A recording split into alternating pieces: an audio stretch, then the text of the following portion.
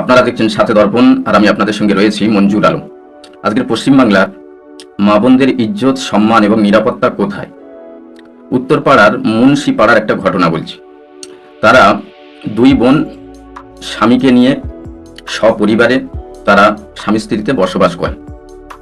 পাশে একটা ক্লাব আছে, সেই ক্লাবের ছেলেরা তাদের বিভিন্ন রকমভাবে হুমকি দেয় এবং ব্ল্যাকমেল করার চেষ্টা, মানসিক অত্যাচার করছে। রীতিমতো তারা সাংবাদিকদের সামনে তারা কেঁদে ফেলেছেন।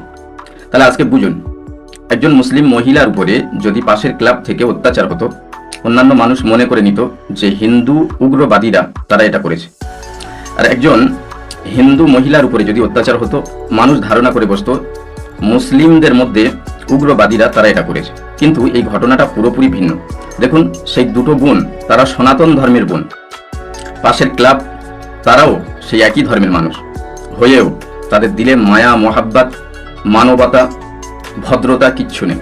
এজন্য করে উত্তরপাড়ার মুন্সি পাড়ার আন্ডারে যে প্রশাসন আছে তাদের দৃষ্টি আকর্ষণ করে বলছি, এটাকে ভালো করে দেখুন এবং পশ্চিমবাংলার মা বোনদেরকে নিরাপত্তার দায়িত্ব আপনাদের উপরে।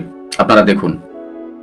সুস্থ থাকুন, ভালো থাকুন, আর সাথে দর্পণ চ্যানেলের সঙ্গে সদা সর্বদা বন্ধুত্ব রাখুন।